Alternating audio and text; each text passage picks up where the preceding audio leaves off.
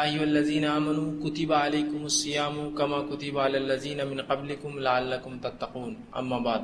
تمام تعریفیں اس اللہ عز و جل کے لیے لائق و زیبا ہے جو تمام جہانوں کا بنانے والا اور اسے پالنے والا ہے، اور درود و سلام اس کے آخری نبی محمد صلی اللہ علیہ وسلم پر۔ الحمدللہ ہم تمام یہاں اس ہفتے واری درس قرآن کے لیے جمع ہوئے۔ انشاءاللہ العزیز اس مختصر سے وقت میں آپ تمام کے سامنے ایک نئے عنوان کی ابتدا کروں گا، اور اس عنوان کا تعلق آنے والے مہینے سے ہے، اس لیے کہ ہم سب جانتے ہیں کہ رمضان کا مہینہ بہت قریب ہے اور ہم پر یہ مہینہ گزرنے والا ہے۔ اگر اس مہینے کے گزرنے سے پہلے اس کے فضائل معلوم ہو جائے، اس کے تعلق سے کچھ مسائل معلوم ہو جائے، تو اس مہینے کو ہم بہت خشوع اور خضوع سے گزاریں گے۔ کسی چیز کی اگر ہمیں اہمیت نہ معلوم ہو تو پھر اس کا فائدہ بھی ہم نہیں اٹھا پاتے، یاد رکھیے۔ دوسرا، کسی چیز کے مسائل معلوم نہ ہو تو اس کا صحیح استعمال بھی ہم نہیں کر پاتے ہیں۔ اسی طرح اگر ہم رمضان کے فضائل نہیں جانیں گے تو اس کی اہمیت نہیں جان سکیں گے، اور اس کے مسائل نہیں جانیں گے تو اس کا فائدہ نہیں اٹھا سکیں گے۔ اس لیے کہ وہ شخص جو فضائل جانتا ہے، کسی چیز کی اہمیت جانتا ہے، وہ کافی نہیں ہوتا یاد رکھ جب تک کہ مسائل معلوم نہ ہو۔ اس لیے کہ انسان کو مسائل اس کی عبادت میں پختہ اور مضبوط کرتے ہیں۔ وہ کیسے مثال دیتا ہوں، میں نے نماز پڑھی اور نماز میں مجھ سے غلطی ہو گئی۔ نماز میں انسان سے غلطیاں ہوتی ہیں، اب کیا کروں؟ جو شخص اس کے مسائل جانتا ہے وہ اپنی عبادتوں میں پختہ ہوتا ہے۔ وہ کہیں گا کہ سجدے سہو کرنا پڑتا ہے، سجدے سہو کا طریقہ یہ اور معاملہ ختم ہے۔ وہ اپنی عبادتوں میں شک میں نہیں رہتا ہے، اب ہوئی یا نہیں ہوئی، پھر سے دوہرا لوں یا اس کو باقی رکھوں، غلطی کس حد تک تھی، یہ واجب میں جو چھوٹا یا کوئی فرض چھوٹ گیا مجھ سے، یا کوئی سنت چھوٹی، یا کوئی ادب تھا صرف نماز کا، وہ بہت پریشان ہوتا ہے۔ تو اگر مسائل کا علم ہو تو عبادتوں میں انسان مضبوط ہوتا ہے۔ میں نے غلطی سے کھا پی لیا رمضان میں روزے کی حالت میں، روزہ ٹوٹا ہے نہیں ٹوٹا، مسائل کا علم ہے، وہ کہیں گا روزہ نہیں ٹوٹا کیونکہ میں نے غلطی سے کھایا، لہٰذا میرا روزہ درست ہے، میں اس کو جاری رکھوں گا۔ لیکن کسی کو علم نہ ہو تو پوری عبادت دیکھی شک میں گزارتا ہے، یقین نہیں ہوتا ہے۔ وہ بول رہے ہوا، یہ بول رہے نہیں ہوا، انہوں نے بولے درست ہے، انہوں نے بولے توڑ دو، انہوں نے بولے رکھ لو، انہوں نے بولے کفارہ دو، انہوں نے بولے قضا کرو۔ آدمی پورا وقت صرف پریشان ہوتا ہے افطار کرنے تک، اور شریعت یہ نہیں چاہتی کہ آپ کسی بھی عبادت میں شک کریں۔ ہر عبادت کو شریعت چاہتی کہ آپ یقینی بنائیں، شیور بنائیں کہ یہ ہو رہی ہے۔ اسی لیے نبی اکرم صلی اللہ علیہ وسلم فرماتے ہیں نماز پڑھ رہے ہو، شک ہو گیا 3 پڑھی یا 4 پڑھی، شک کو نکال دو، یقین کر لو 3 یا 4 جو بھی لگتا ہے بہتر، اور اس کے بعد سجدہ سہو کر لو، شک میں مت پڑھو نماز۔ تو مسائل کا علم انسان کو عبادتوں میں پختہ کرتا ہے، یقینی کرتا ہے اس کو، اور اس کا صحیح فائدہ اٹھاتا ہے انسان۔ تو ہمیں جہاں فضائل معلوم ہو وہیں مسائل معلوم ہو، تو میں انشاءاللہ رمضان کے فضائل رکھنے کی کوشش کروں گا۔ یوں تو رمضان کے فضائل ہر سال ہم رمضان میں لیتے ہیں، لیکن اس بار رمضان سے ہم 2 ہفتے پہلے ابتدا کر رہے ہیں، اس لیے کہ پہلے تو صرف ایسا تھا کہ جو لوگ درس سننے آتے تھے وہی لوگ اس کا فائدہ اٹھاتے تھے، لیکن ماشاءاللہ الحمدللہ اب لوگ جو ہے انٹرنیٹ کے ذریعے ساری دنیا میں اس کے فائدے اٹھاتے ہیں، تو لہٰذا ان کے اعتبار سے ہم 2 ہفتے پہلے کوئی پروگرام سے ریکارڈ کرتے ہیں تاکہ وہ پھر انٹرنیٹ پہ اپلوڈ ہو جائے اور دیگر لوگ جو ہے اس کے فائدے اٹھا سکیں۔ اگر رمضان کے مہینے میں یہ درس ہم لیں گے تو ظاہر سی بات ہے ان لوگوں کو اس کا فائدہ نہیں ہوگا جو انٹرنیٹ کے ذریعے ہم سے جڑے ہیں، یا جو لوگ اورنگ آباد میں موجود نہیں ہیں یا ان تک ہماری بات سیدھے نہیں پہنچتی، وہ DVDs خریدتے ہیں یا پھر انٹرنیٹ کے ذریعے جو ویڈیوز دیکھتے ہیں۔ تو لہٰذا ہر عنوان ہم جو ہے 2 ہفتے پہلے چالو کرتے ہیں اس کی اصل تاریخ یا اصل واقعے کے ہونے سے پہلے۔ تو لہٰذا آج ہم رمضان کے فضائل شروع کریں گے، اور اگلی بار پھر اس کو تسلسل جاری رکھیں گے، پھر اگلی بار مسائل بھی دیکھنے کی کوشش کریں گے۔ آئیے، تو وہ مہینہ جو ہم پر آنے والا ہے اس کی کیا اہمیت ہے، اس کے کیا فضائل ہے؟ اگر فضائل ہم جان لیں، اس کی اہمیت دل میں جاگ جائیں گی، اور یہ مہینہ یقیناً میں سمجھتا ہوں ہر سال کے رمضان کی طرح پھر ہم پر نہیں گزرے گا، اس لیے کہ ہر سال جو رمضان مجھ پر آپ پہ گزرتے ہیں نا، یہ بالکل حقیقت ہے، چاہے ہم مانیں یا نہ مانیں، یا اس سے ہم اپنی آنکھیں بند کر لیں، اس حقیقت سے ہر رمضان صرف رسمی طور سے ہم پر آتا ہے اور رسمی طور سے چلا جاتا ہے۔ ایک بس کسٹمر ہی آتا ہے، بس اب رمضان آ رہا، ایک تہوار کا مہینہ آ گیا، اب اس میں ایک روزے رکھنا پڑتے، اس کے بعد ایک عید منانا پڑتی، سال بھر عید کے لیے پیسہ جمع کرنا پڑتا اور رمضان میں پورا خرچ کر دینا پڑتا ہے اس کے لیے، اور شیرخواہ منانا پڑتا اور اس لوگوں کو پلانا ہے، اور عیدی کے لیے مشقت اور محنت کرنا ہے، بچوں کے لباس کے لیے میری پوری محنت اور جو ہے مشقت ہے۔ باقی رمضان کا اس سے ہٹ کر عبادتی اعتبار سے، تقوی کے اعتبار سے کوئی ہم کو فائدہ نہیں ہوتا ہے۔ تو گویا اس مہینے کو ہم نے آج تک رسمن منایا، اللہ ماشاءاللہ، یہ میں سب پر الزام نہیں لگا رہا ہوں، اکثریت کو دیکھ کر تمام پر بات کہی جاتی ہے، یاد رکھیے۔ اگر میں کہوں کہ کسی علاقے کے لوگ سچے ہیں تو اس کا مطلب یہ نہیں کہ 100% سچے ہیں، اکثریت سچی ہے، تو کہا جاتا ہے وہ علاقے کے لوگ سچے ہیں۔ کسی علاقے کے لوگ اکثریت جھوٹے ہیں، زیادہ لوگ جھوٹ بولتے تو ہم کہتے ہیں وہ علاقے کے لوگ جھوٹے ہیں، لیکن اس کا مطلب یہ نہیں کہ سب جھوٹے ہیں، لیکن اکثریت رمضان کو رسمن مناتی ہے ہم میں سے۔ رمضان کا پہلا خیال ہمارے ذہن میں آتی، کیا باتیں ہمارے ذہن میں آتی بتائیے؟ آنا کیا چاہیے اور کیا آتی ہے، دونوں کو ایک طرف ہم رکھیں گے. چلیے، کیا آتی ہے ہمارے ذہن میں بات جب رمضان آتا ہے؟ سب سے پہلا فکر جو آتی ہے وہ یہ ہے، جب رمضان کا مہینہ آتا ہے جو سب سے پہلی فکر مردوں کو شروع ہوتی ہے کہ اب میں اپنے اہل و عیال کو کتنا لا کر دے سکتا ہوں اور کیسے روزی میں اضافہ کروں گا. یہ سب سے پہلا خیال آتا ہے نا. بچیاں ہیں، بچیاں بڑی ہو رہی ہے، بچے ہیں، بچے بڑے ہو رہے ہیں، ان کی مانگ بڑھ رہی ہے، ڈیمانڈز بڑھ رہی ہے، کپڑے مہنگے ہو رہے ہیں، ہے نا. یہ فکر ہوتی ہے. عورتیں ہیں، رمضان آ رہی تو ان کو کیا پہلی فکر ہوتی ہے؟ پہلی فکر یہ ہوتی ہے کہ اب رمضان میں لوگ آئیں گے تو گھر کے کلر کا کیا ہوگا، انٹیریئر ڈیکوریشن کو کیسا مینٹین کر پائیں گے. یہ پردے تو 2 سال پہلے بھی لوگوں نے دیکھے تھے، اب یہ سال کیسے چینج کریں گے. یہ لباس کب سے پہن رہی ہے، کیسے ہوں گا. یہ زیور کتنا پرانا ہو گیا، ہر بار لوگ دیکھ کے بول رہے شادیوں میں یہی پہن کے آ رہے، بار بار یہی پہن کے آ رہے، بدلے نہیں اب تک. تو رمضان آ رہا ہے تو اب کچھ نہ کچھ اس قسم کی تبدیلی ہوگی. اب رمضان آ رہا ہے تو افطار کا کیا نظم ہوگا، کیا کیا افطار میں ہم بنائیں گے، اور پہلے دن کی افطار کیا ہوگی اور دوسرے دن کی کیا ہوگی، اور خیمہ کتنے دن بنے گا، اور آلو کی چیزیں کتنے دن بنیں گی، اور فلاں کب ہوگا، اور بیسن استعمال کیا جائے گا یا سادہ آٹا یوز ہوگا. یہی سب فکریں ہمارے پاس. پھر عید آنے لگیں گی، رمضان جب اپنے طول تو پھر کپڑے کیسے لیے جائے، رات میں خریدی جائے، دن میں خریدی جائے، کون سے بازار سے کپڑے لیے جائے، اس کی مسائل الگ چلیں گے کہ فون پہ بات ہوں گی کہ کہاں جاؤں، کدھر لوں، گل منڈی کا مارکیٹ اچھا ہے، سٹی چوک سے لوں، اورنگ آباد سے باہر جاؤں، بمبئی جاؤں، احمد نگر آنا جانا ہے تو وہاں سے لباس لوں، کیا کروں. اس سے پورے ڈسکشنز ہوں گے.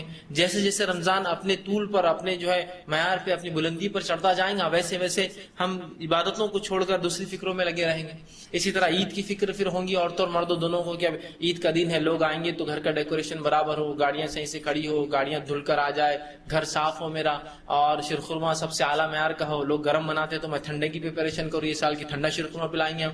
اور تمام تر یہ باتیں ہمارے ذہن میں آتی ہے، چاہے کوئی بھی آدمی، عوام اور خواص، علماء اور جہلا، سب شامل ہیں اس کے. یہ حقیقت ہے.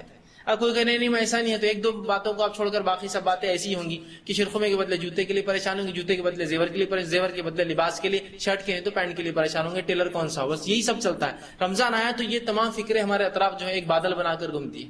آئیے اس سے برعکس نبی اکرم صلی اللہ علیہ وسلم صحابہ کے لیے رمضان کیسے ہوتے تھے. یہ معیار ہے ہمارے لیے رمضان کا.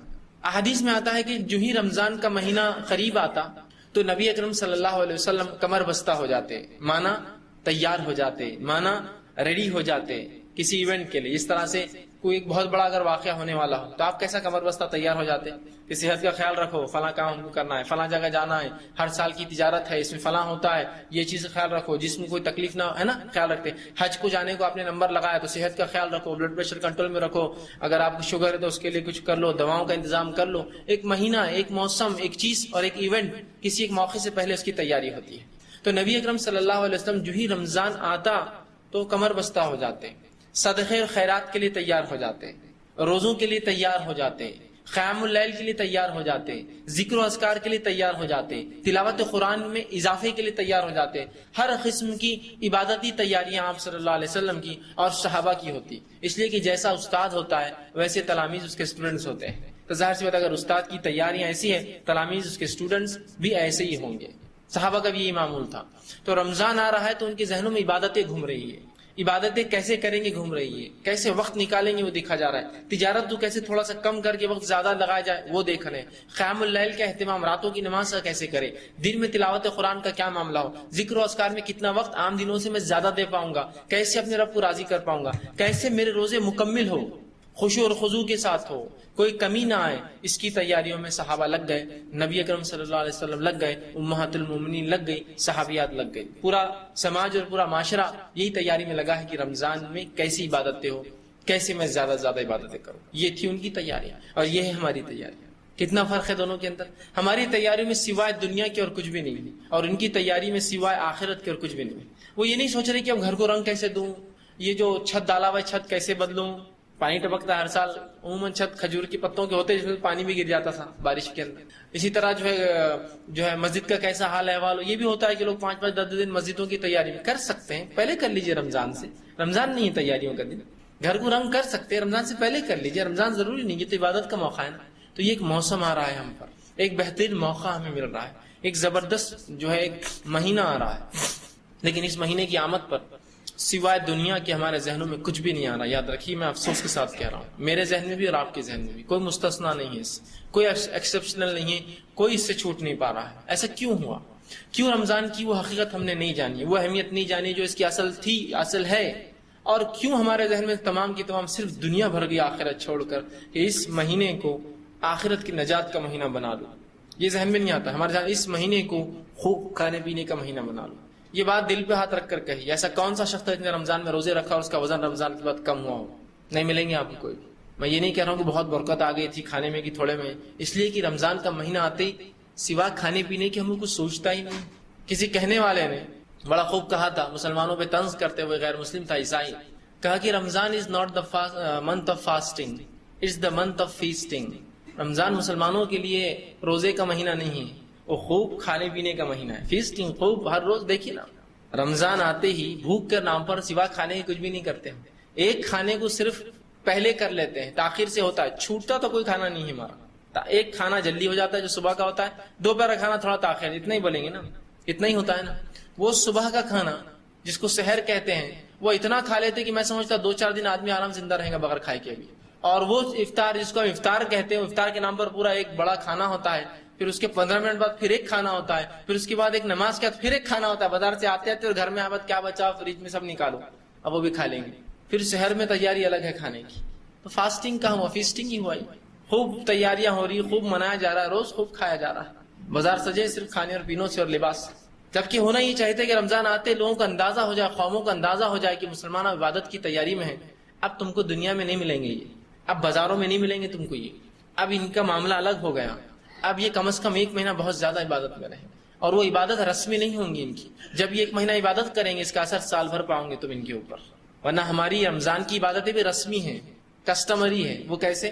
غیر مسلموں میں جو اٹھا بیٹھا ہو، جو غیر مسلموں سے تعلقات رکھتا ہو، وہ میرے سے اچھی گواہی دیں گا اس مسئلے کی کہ جو ہی رمضان کا مہینہ آتا ہے، غیر مسلم تاجر، غیر مسلم لوگ ایک دوسرے سے مشورے کرتے، بات چیت کرتے، دیکھو کون کون سے مسلمانوں پہ ادھار رہ گیا ہو پیسہ، یہ مہینے میں لے لو. یہ دھوکہ نہیں دیتے اس مہینے میں. اگر رمضان بھر مسلمانوں کو مال سپلائی کرتا رہا تو وہ ایک دوسرے کو فون کر کے بولتے رمضان ختم ہونے سے پہلے، دیکھ ان کا پوتر مہینہ ختم ہو رہا، اس سے پہلے لے لے، اس کے بعد سال بھر کو دھوکہ دینے والا ہے، تو ابھی لے لے اس سے جو لینا ہے. تو فوراً وہ بولتا بھائی یہ 3-4 تاریخ سے پہلے میرے کو ہونا پورا معاملہ. اس سبحان عید آ جائیں گی نا تو مسلمان پھر دھوکے باز بن جائیں گے جیسا پہلے تھا، پھر جھوٹا بن جائیں گے جیسے پہلے تھا، پھر جو ہے دغا بازی کریں گے ایسے پہلے کر رہا تھا. تو گویا اس مہینے کو رسمن مناتے ہیں، کسٹمری کہ بھائی جھوٹ مت بولو، نظروں کی حفاظت کرو، دین کو اختیار کر لو، تقوی اختیار کر لو. یہی ہوتا ہے نا، رسمی کرتے ہیں، اس میں کوئی دو رائے نہیں، الا ماشاءاللہ کچھ لوگوں کو چھوڑ کر. ہوتا ہے نہیں. رمضان میں ایک مرتبہ ایک بازار سے میرا گزر ہوا اور چاند دکھ چکا تھا. تو ہوا یوں کہ 4-5 دکانیں تھی جن کا زیادہ بزنس چلتا ہے اس رات جب چاند دکھ جاتا ہے. حجام تھے بیچارے، تو وہ کال کرتے رہتے ہو، کمپٹیشن رہتا ہے بھائی آ جاؤ ادھر ادھر، اٹریکشن دیتے نا. تو ایک حجام نے مجھے آواز دے دی کہ بھائی آ جائیے ادھر، چاند دکھ گیا. اب ٹھیک، اب میرے ہولیا دیکھ کر اس نے کہا چاند دکھ گیا. تو دوسرا اس کو بولنے لگا ارے یہ رمضان کے مسلمان نہیں ہیں. یہ تو رمضان میں اتنی بڑی داڑھی نہیں ہوتی نا آدمی کی، تھوڑی بڑھتی صرف رمضان میں. یہ رمضان کے لوگ نہیں ہیں. پھر وہ غیر مسلم تھا، سمجھا دیکھ ویسا نہیں رہتا، یہ جو بڑھ جاتی نا جس کی، یہ پرماننٹ رہتے، ان کو نہیں بولنا کبھی بھی یہ چڑھ جاتے ایسا کرے. وہ جو چھوٹی چھوٹی رہتی نا وہ ٹیمپر رہتے، اور وہ کیا کرتے رمضان کا بھر رکھتے اور پھر کاٹ لیتے. تو دیکھیے اس پہ کیسی چھاپ اس پہ پڑی ہوئی غیر مسلم پر کہ رمضان کا مہینہ ان کے لیے تقوی کا بات کا نہیں ہے. اب لیکن اس میں ایکسپشنل کیس ہم جیسے لوگ تھے تو اس نے کہا ان کو نہیں بلانا، یہ چڑھ جاتے لوگ، ان کو بلائے تو ٹھیک ہے، یہ رمضان ہی نہیں ہے. کیسی چھوی ہم دنیا کو پیش کر رہے ہیں، اندازہ لگائیے اپنے اقوال سے، اپنے اعمال سے، اپنے افعال سے، اپنی کارکردگی سے. دیکھیے نا کہ اگر غیر مسلم خواتین ہیں، ویسے مسلم خواتین بھی کوئی محفوظ نہیں خود ہمارے محلوں میں، لیکن غیر مسلم خواتین ہیں تو رمضان کا مہینہ بڑی اطمینان سے گزرتی کہ مسلمان اب چھیڑنے والا نہیں، کم از کم اس مہینے کے حد تک محفوظ ہے. لیکن یہ مہینہ گزر جائے گا تو اس کو پتا ہے وہ راستہ بدل لیتی ہے پھر اپنا. تو ایسا رسمی کیوں منایا اس رمضان کو؟ وہ اثر کیوں نہیں رمضان دکھا ہماری زندگی میں جو اس کا مقصد تھا؟ اللہ رب العزت نے رمضان کا مقصد بیان کیا سورہ بقرہ سورہ نمبر 2 آیت نمبر 183 میں، جو کہ رمضان کے اندر روزے چونکہ رکھتے تو روزے کا مقصد بیان کر فرمایا یا ایھا الذین آمنوا کتب علیکم الصیام کما کتب علی الذین من قبلکم لعلکم تتقون. اے وہ لوگوں جو ایمان لائے ہو، روزے تم پر فرض کیے گئے جس طرح تم سے پہلے کی امتوں پر فرض کیے گئے تھے، تاکہ تم اللہ کا تقوی، اللہ کا ڈر، اللہ کا پاس و لحاظ اختیار کرو. کیا مقصد ہے روزوں کا رمضان کا؟ سن لیجئے. یا ایھا الذین آمنوا، اے وہ لوگوں جو ایمان لائے ہو. اللہ کافروں سے خطاب نہیں کر رہا ہے، اہل کتاب سے خطاب نہیں کر رہا ہے، مشرکین سے خطاب نہیں کر رہا ہے، ان لوگوں سے خطاب کر رہا ہے جنہوں نے دعویٰ کیا ایمان لانے کا، ختم، باقی کس سے خطاب نہیں اللہ کا۔ یا ایھا الذین آمنوا، اے وہ لوگوں جو ایمان لو، کتب علیکم الصیام، تم پر روزے فرض کیے گئے، کما کتب علی الذین من قبلکم، اور یہ کوئی نئی بات نہیں ہے، ہم نے صرف تم پر روزے فرض نہیں کیے، تم سے پہلی امتیں بھی روزے رکھتی تھی، ان کو بھی ہم نے یہ عمل دیا تھا، کما کتب علی الذین من قبلکم، جیسے کہ تم سے پہلے کے لوگ روزے رکھتے تھے، لعلکم تتقون، اس کا مقصد یہ تھا کہ تم اللہ کا ڈر اختیار کرو، پاس و لحاظ اختیار کرو، تقوی اختیار کرو۔ تقوی روزے کا مقصد ہے، تقوی رمضان کا مقصد ہے، تقوی روزے کا پیغام ہے، تقوی رمضان کا پیغام ہے۔ یہ بڑی اصل چیز ہے، یاد رکھیے، یہ بہت اہم چیز ہے تقوی اللہ کا، اس کو سمجھنے کی کوشش کیجیے کہ تقوی کا کیا معنی ہے، بہت اہم چیز ہے، ہم اس کو بھول چکے ہیں۔ اگر کوئی شخص اتنا بھی کسی کہہ دے کہ اللہ کا ڈر اختیار کرو، یہ بہت بڑی بات ہے، یہ بہت بڑی بات ہے، یاد رکھیے۔ ایک مرتبہ ایک بات ہوئی، ایک واقعہ ہوا کہ ایک نوجوان نے خواہش کی ایک شخص سے کہ میں لوگوں سے کچھ خطاب کرنا چاہتا ہوں، لوگوں سے کچھ بیان کرنا چاہتا ہوں۔ انہوں نے اسے ایک موقع دیا کہ آؤ لوگوں سے بیان کرو، لیکن اس میں ہمت نہیں تھی، ڈر تھا، چونکہ لوگ ہر کسی میں وہ جو ہے وہ صلاحیت نہیں ہوتی کہ لوگوں کے سامنے کھڑے ہو کر وہ بات کر سکے۔ وہ نوجوان چڑھا اور صرف اتنا کہا، یا ایھا الناس اتقوا اللہ، اے لوگوں اللہ سے ڈرو، اور اتر گیا، کہا بس میں اس سے زیادہ کچھ نہیں بول سکتا، مجھ میں ہمت نہیں۔ لیکن دیکھیے اس نے اپنے دل کی گہرائیوں سے ایک پیغام پہنچا دیا، اللہ سے ڈرو، اس سے بڑا پیغام کوئی نہیں کہ یا ایھا الناس اتقوا اللہ، اے لوگوں اللہ سے ڈرو۔ اللہ رب العزت نے بار بار اس پیغام کو قرآن میں دہرایا، یا ایھا الذین آمنوا اتقوا اللہ، اے وہ لوگوں جو ایمان لو اللہ کا ڈر تقوی اختیار کرو، اور بار بار اس جملے کو دہرایا۔ تو اللہ کا تقوی سمجھیے، اس بات کی بڑی اہمیت ہے۔ آپ کہیں گے اتنا سا مقصد، عظیم مقصد ہے۔ اللہ کا ڈر جب انسان میں آ جاتا ہے تو حرام اور حلال کی تمیز کرنے لگتا ہے، دین اور شریعت اور جو ہے دنیا کے اندر وہ فرق کرنے لگتا ہے، دنیا پہ آخرت کو ترجیح دینے لگتا ہے، حرام حلال کی تمیز کرتا ہے، دھوکے بازی، جھوٹ اور تمام وہ خصلتیں رذیلہ جس کو کہتے ہیں، بری خصلتیں، ان سے احتیاط کرتا ہے، اور وہ خصلتیں جن کو حسن خلق کہتے ہیں، اچھی اخلاق، اچھی باتیں، اچھی خصلتیں، اچھی عادتیں اپنے نفس میں پیدا کرتا ہے۔ اس کے ہر عمل سے چھلکتا ہے کہ اللہ کا ڈر رکھنے والا ہے، اور ہر بار آخرت اس کے ذہن میں ہوتی ہے کہ یہ کروں گا تو اس کا اثر آخرت پہ کیا ہوگا، یہ کروں گا تو اس کا آخرت پہ اثر کیا ہوگا۔ تو اللہ کا ڈر بڑی عظیم چیز ہے، اور یہ ایک مہینے کا پیریڈ، 29 دن یا 30 دن بولیے، شرعی اعتبار سے ایک مہینہ ہی ہوتا ہے، یہ ایک مہینے کا جو پیریڈ دیا گیا، یہ جو وقت ہے یہ تقوی اختیار کرنے کا وقت ہے، یہ تقوی کو سیکھنے کا وقت ہے، یہ تقوی کو اپنی نفس میں ڈالنے کا وقت ہے، اور سارے سال پھر اس کا اظہار کرنے کا وقت ہے۔ یہ نہیں کہ رسمی طور سے پورا مہینہ میں نے تقوی اختیار کرو پھر چھوڑ دیا۔ اندازہ لگائی جو انسان ایک مہینہ تقوی اختیار کر سکتا ہے، ایسے کیا ہو گیا ایک مہینے بعد جو اس نے اچانک تقوی کو اتنا زبردست انداز سے چھوڑا، سوائے اس کے کہ اس نے اس کو اہمیت نہیں دی ہوں گی، رسمی طور سے یہ کام کیا ہوگا۔ جو شخص ایک مہینے تک 5 وقت کی نمازیں پڑھتا ہے، ایسا کیا ہوا اس سے 31ویں دن یا 30ویں دن روزہ، مطلب رمضان ختم ہونے کے بعد، مہینہ ختم ہونے کے بعد، کہ اس کی زندگی کی کایا پلٹ گئی اور وہ ایک بھی نمازیں نہیں پڑھتا، سوائے اس کے کہ جو مہینہ گزرا اس نے اس کو بغیر تقوی کے گزارا، بغیر اس کے صرف رسمی دکھاوے کے لیے سب کام کیا۔ 30 دن ٹریننگ کے بعد بھی اگر کوئی ایسا کرے تو عجیب بات ہے نا، وہ چیز پیدا نہیں ہو سکی ہم میں۔ ایک صاحب نے مجھ سے کہا، ایک حقیقت بیانی تھی ان کی، اور آپس میں مجھ سے کچھ شیئر کر رہے تھے، بتانا چاہ رہے تھے کہ کیا ہوا۔ وہ کہنے لگے، ہم نے لوگوں کو اپنی درسگاہ میں بہت تعلیم دی، اور جب ہم ان کو تعلیم دیتے ہیں اس درسگاہ کے اندر تو ہم ان کی پوری رپورٹ تیار کرتے ہیں۔ جب اس درسگاہ سے لوگ جاتے ہیں تو ہم دوسرے لوگوں کو کہتے ہیں کہ ان کے بارے میں کچھ رپورٹ دیں، اور جو چیز ہمارے سامنے آئی وہ یہ ہے کہ جب تک لوگ ہمارے پاس موجود تھے وہ 5 وقت کی نماز پڑھتے تھے اور تمام ذکر و اذکار کرتے تھے، دینی معاملات کرتے تھے، لوگوں کی جو ہے خیرخواہی کرتے تھے، لیکن جو ہی وہ جس دن ہماری درسگاہ سے نکلے جو رپورٹ آتی وہ یہ ہے کہ پھر اگلی بار درسگاہ میں آ کے ہی جو ہے وہ نماز پڑھتے ہیں اور تمام کام کرتے ہیں۔ کہاں ہم وہ چیز نہیں پیدا کر سکے ان لوگوں کے اندر جو مطلوب تھا، اللہ کا ڈر جو وہاں بھی ہو جب درسگاہ میں ہو اور وہاں بھی ہو جب وہاں سے نکل جائے، ہم وہ نہیں پیدا کر پا رہے ہیں۔ اس کے لیے کیا کیا جائے؟ اور واقع میں ایک جس کو کہیں گے ایک درد بھرا ان کا جو ہے یہ ایک دکھ تھا جو انہوں نے پیش کیا کہ ہم نہیں پیدا کر سک رہے وہ فطرت، وہ صفت لوگوں کے اندر، اس لیے کہ وہ تقوی غائب ہے ہماری زندگی میں سے۔ وہ جب نہیں ہوتا ہے تو رسمی ہوتی ہے چیزیں، تو جو تقوی ہم رمضان میں اختیار کرتے ہیں نا وہ رسمی ہے، اگر وہ حقیقی تھا تو اس کا اثر زندگی بھر چھلکتا، سال بھر تو چھلکتا ہی، زندگی بھر چھلکتا، اور اگلے سال تک جو کوتاہیاں ہوتی پھر وہ رمضان آپ کو فریش کر دیتا، ریفریش کر دیتا، آپ کی اصلاح کر دیتا اور ایک بہترین انسان بنا دیتا۔ اور ہم لیکن ایسا نہیں ہو پا رہا ہے، رمضان آ رہا ہے اور جا رہا ہے، آ رہا ہے اور جا رہا ہے، بس کتنے پتہ نہیں زندگی میں ہمارے گزر گئے، اللہ ہی رحم کرے، پتہ نہیں اگلا ہم پاتے ہیں یا نہ پاتے ہیں۔ تو اس سے پہلے کہ رمضان ہے اس کی تیاری کر لیجئے اور پرماننٹ چینج کے ارادے کیجئے، ایک مکمل طور سے ایک بنیادی تبدیلی، پرماننٹ چینج لائف کے اندر میرے. اور رمضان ہے ہی اس کے لیے، دیا ہی گیا اس کے لیے کہ ایک مکمل تبدیلی انسان کے اندر لا دے ایک مہینہ کے اندر. اور جب مہینہ بھر انسان نمازیں پڑھے اور صرف فرض بھی پڑھے تو 5 وقت کی نمازیں پڑھتا ہے، 30 دن پڑھتا ہے 150 وقت کی نمازیں پڑھ رہا ہے. 150 بار کسی عمل کو دہرانے کے بعد کیا پھر وہ عمل بھول سکتے ہیں آپ اتنے آسانی سے؟ کہ ایک چاند دکھا تو مسجد میں جگہ کی کمی ہو گئی، اور ایک چاند دکھا تو مسجد کی صفیں ایسی ویران ہوئی کہ اگلے سال تک سے ترس رہی ہے کہ لوگ آ کر کھڑے ہو اس کے اوپر. ہے نہیں ہے یقین. تو گویا مسلمان نے رسمی منایا اس رمضان کو کہ ایسی کوئی مسجد نہیں ہوتی شہر اور گاؤں میں جو رمضان کی 1 تاریخ جب چاند دکھ جاتا ہے اور پہلی تراویح ہوتی ہے، یہ دوسری تراویح ہوتی ہے، اس میں جگہ پورتی ہو. سڑکوں پہ آ جاتے ہیں، چھتوں پہ چڑھ جاتے ہیں، راستے بند کرنے پڑتے ہیں، ہے نا. وضو خانوں پہ لوگ چڑھے ہوئے ہیں، طہارت خانوں کے پاس نمازیں ہو رہی، چپلیں ہٹا کر نمازیں پڑھ رہے ہیں. لیکن اسی کے بعد ایک اور چاند دکھتا ہے جو کہ شوال کا چاند ہوتا ہے، عید کا چاند بولتے ہیں اسے. اس عید کے چاند کی عشاء اور اس رمضان کے چاند کی عشاء کا فرق یہ بتاتا ہے کہ مسلمان نے رمضان رسمی منایا، حقیقی نہیں منایا. اگر حقیقی مناتا تو 150 بار جو عمل اس نے کیا مسجد میں جا کر ہر روز 5 بار، اتنے جلدی نہیں بھول سکتا اس عمل کو. اتنے جلدی کوئی انسان نہیں بھول سکتا، یہ ہو ہی نہیں سکتا. ایک مثال دیتا ہوں.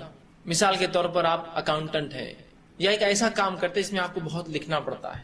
جب انسان لکھتا ہے تو خطائیں، غلطیاں ہوتی ہیں. پین پھسل گیا، غلط چیز لکھ دی، غلط نام لکھ دیا، 1 صفر زیادہ ڈال دیا اکاؤنٹ کے اندر. ہاں ہوتا ہے ایسی غلطیاں. 1000 کی جگہ 100 لکھ دیا. اور سمجھ لیجیے آپ کے علاقے میں ربر کی ایجاد نہیں ہوئی ابھی، تو کیسی آپ پریشانی میں رہتے ہوں گے جب غلطی ہوتی ہوں گی. کیا کرے یار اس کو، چھوٹی موٹی غلطی تو کٹ کر دی جائیں گے، لیکن بڑی غلطی ایک پورا پیراگراف، ایک پورا جملہ غلط لکھ دیا تو کتنا مشکل ہوگا کٹ کرنا. تو اس سہولت کے لیے ایک ربر ایجاد کیا گیا کہ بھائی جب غلطی ہو جائے تو ربر سے کیا کر لیا کرو، مٹا لیا کرو، اس کو رب کر لیا کرو. آپ کو وہ ربر دیا گیا، آپ نے ربر لے لیا، بڑے خوش ہوئے. اس کے بعد تھوڑے دن تو آپ وہی عمل کرتے رہے جو ربر کا اصل مقصد تھا، غلطی ہو تو مٹا لو.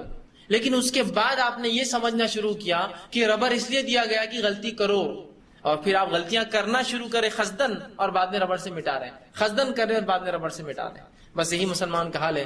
رمضان دیا گیا مغفرت کے لیے، لیکن ہر مغفرت کے دعوے کو، ہر مغفرت کے وعدے کو جو اللہ رب العزت نے اس امت کو کیا ہے، اس مغفرت کے وعدے کو امت مسلمہ نے گناہ کرنے کا لائسنس سمجھا ہے. حج کر لو تو ایسی مثال ہے اس شخص کی جو حج مبرور کرے، ایسا حج کرے جو قبول ہو جائے اللہ کو. اس کی مثال ایسی ہے جیسا اس کی ماں نے اس کو آج پیدا کیا ہے نا. اللہ کا وعدہ ہوا حج کرنے والے کے لیے، اس کی مغفرت ہے، اس کے گناہ اللہ نے معاف کر دیے. اس وعدے کو ہم نے کیا معنی میں لیا؟ اس کا معنی یہ ہے کہ حج کر کے آؤ اور گناہ کرو، پھر اگلا حج کر لیا، ہے نا. ہر اللہ کے وعدے کو، حج کے اور دعوے کو مغفرت کے، ہم نے یہ دعوت نامہ سمجھا گناہ کرنے کا. تو رمضان جب آیا تو رمضان کو ہم نے سمجھا اس مہینے میں ہم گناہ دھو سکتے ہیں، یقیناً دھو سکتے ہیں، لیکن ہم نے اس کو رسمی دھویا کہ رمضان کے مہینے میں گناہ دھو اور پھر رمضان کے بعد سے شروع کر دو. اگلا رمضان آئے گا پھر دھو، پھر رمضان کے بعد پھر شروع کر دو، اور اگلا رمضان آئے گا پھر دو، اور اس کے بعد پھر کر دو. اسی وجہ سے یہی حالات کو دیکھ کر شاید وہ مثال بنی کہ 100 چوہے کھا کر بلی چلی. آپ سمجھتے ہیں کیا بولا؟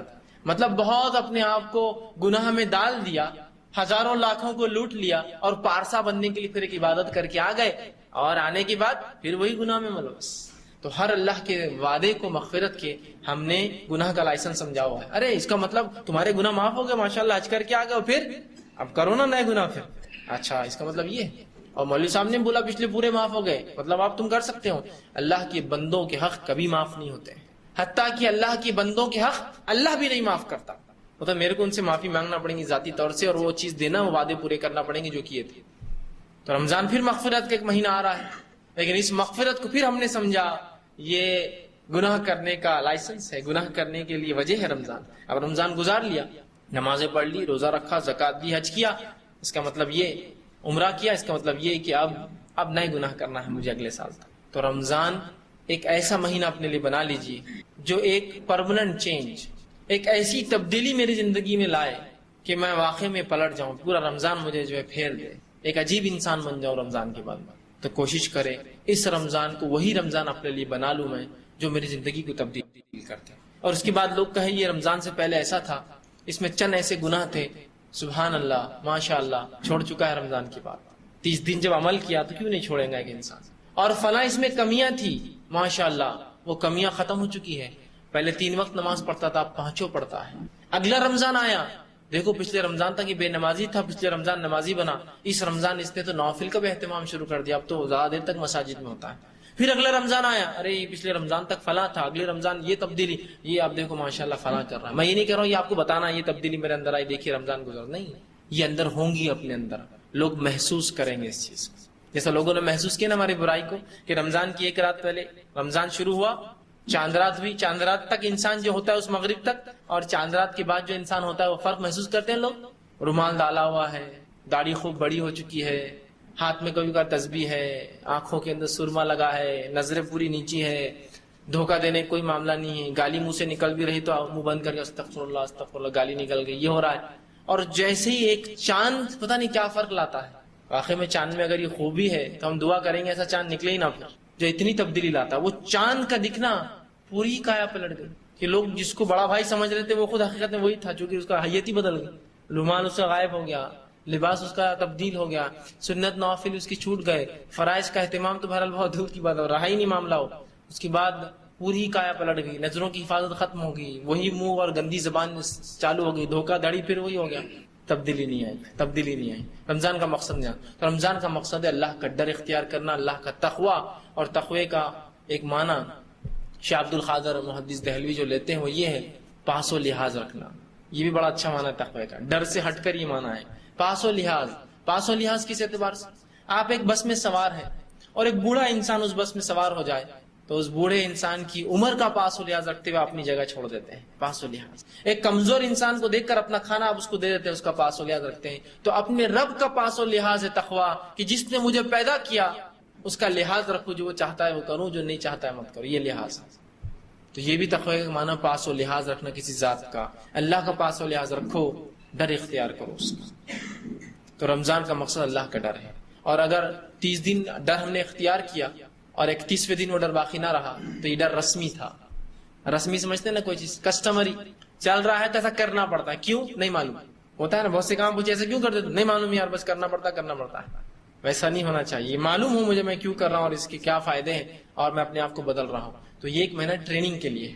اگر 1 مہینہ کسی شخص کو ٹریننگ دی جائے اور ٹریننگ دینے کے بعد جب اس کو کوئی چیز مکمل ہو جائے، اس کو سرٹیفکیٹ دیا جائے، سند دی جائے کہ آپ مکمل ہو چکے اس فن اور اس فیلڈ میں، اور وہ سرٹیفکیٹ اور سند لیتے دوسرے دن غلطی کرے تو آپ کیا کہیں گے؟ وہ مدرسہ، وہ اسکول، وہ درست نہیں تھا، انسٹیٹیوشن جہاں اس کو سند ملی یہ غلط تھا، اس لیے کہ یہ تو نہیں کر سک رہا، 31ویں دن فیل ہو گیا ہے نا۔ ویسے مسلمانوں کا حال ہے آج کہ 30 دن تو ایسا تقوی اختیار کر لیا کہ مجبور ہو گئے لوگ کہنے پر کہ یار ایسا متقی نہیں ہے ہمارے علاقے کے اندر، اور 31ویں دن جو ہے عید کا دن آیا، ایسی تبدیلی آئی کہ لوگ مجبور ہو گئے کہنے پر کہ ایسا آدمی تو نہیں، اتنا برا ہم نے نہیں دیکھا آج تک۔ تو اس کا مطلب وہ 30 دن کا معاملہ پورا دکھاوا تھا، اگر واقعی میں وہ تبدیلی تھی تو 30 دن جو انسان عمل کرے نا وہ زندگی بھر ہو سکتا ہے۔ اس لیے تو اللہ رب العزت نے اپنی حکمت سے 30 دن طے کیے، چاہتا تو 3 مہینے کے روزے حکم دے سکتا تھا، رکھنا پڑتے تھے ہم، چاہے تو 6 مہینے کے کہتا تھا رکھنا پڑتے تھے ہم، چاہے ہر مہینے آڑ بولتا تھا رکھنا پڑتے تھے ہم، نہیں کیا۔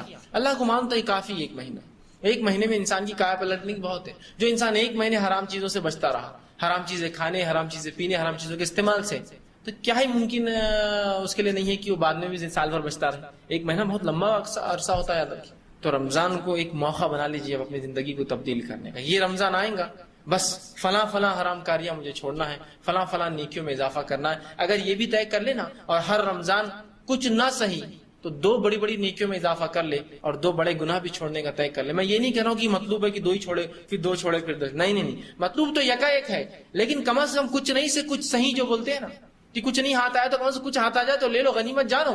تو وہ مثال کے تحت کچھ نہ تو کچھ صحیح، کم از کم 2 گناہ کبیرہ بھی چھوڑ دے تو 10 سال میں بہت بڑے کبائر سے، اور انسان بہت زیادہ کبیرہ نہیں کرتا ہے زندگی، 10 20 15 20 ہی اس کی زندگی میں ہوتے ہیں۔ تو 10 سال کے رمضان اس کو ایک اچھا مسلمان اور مومن بنا دیں گے کہ بھائی یہ 2 چیزیں کہ میں جھوٹ بولتا ہوں اور دھوکہ دیتا ہوں، اب نہیں، یہ رمضان کی بات نہیں، بندوں کے حق اب نہیں ماروں گا، اور 2 اضافے نیکیوں میں کرنا ہے، نماز کی پوری پابندی ہوں گی اور تلاوت قرآن میں مسلسل کرتا رہوں گا معنی کے ساتھ، ختم۔ اب یہ تبدیلی 2 ہی سوچیے آپ، یہ بہت بڑا چینج لائیں گے، پوری زندگی کایا بدل دیں گے، بالخصوص نماز، اس لیے کہ نماز وہ عمل ہے جو انسان کو فحش اور منکر، گندگی، بے حیائی، برائی اور خراب کاموں سے روکتا ہے، ٹھیک؟ تو ایسے اضافہ کرتے رہے تو ہر رمضان 2 گناہ اور ہر رمضان 2 نیکیوں میں اضافہ کرے تو دیکھیے آپ کی زندگی 10 سالوں میں بدل جائیں گی۔ مطلوب نہیں ہے لیکن کچھ نہیں سے کچھ صحیح کی مثال دے رہا ہوں۔ مطلب تو یہ کہ رمضان آتے ہی زندگی کا پلٹ جائے، اب جتنی گناہ تھے معصیت چھوڑوں اور جتنی نیکیاں ہو سکتے اتنے کروں، یہ میرا ایک منشا ہو، میرا یہ مشن ہو اس کے لیے. تو اب پھر ایک رمضان آ رہا ہے، اس کو مشن بنا لیجیے. رمضان کی فضیلتیں کیا ہے، اس کی اہمیت کیا ہے؟ سب سے پہلی اہمیت اس مہینے رمضان کی یہ ہے کہ اللہ رب العزت نے اس مہینے کو اپنی فرض عبادت روزے کے لیے انتخاب کیا. بس یہی سمجھنے کے لیے کافی ہے اس کی فضیلت کیا ہے کہ رمضان کے روزے فرض ہے نا. تو روزے جیسی فرض عبادت کو اللہ رب العزت نے جس مہینے میں فرض کیا، وہ مہینہ کون سا ہے؟ رمضان کا انتخاب کیا کہ اس مہینے مسلمانوں تم روزے رکھو. میں سمجھتا ہوں یہ ایک بات ہی کافی ہے رمضان کی فضیلت سمجھنے میں کہ کتنی زیادہ اس مہینے کی فضیلت ہے کہ اس مہینے میں اللہ نے اپنی ایک فرض عبادت کو ہم پر فرض کیا اور اس مہینے کا انتخاب کیا.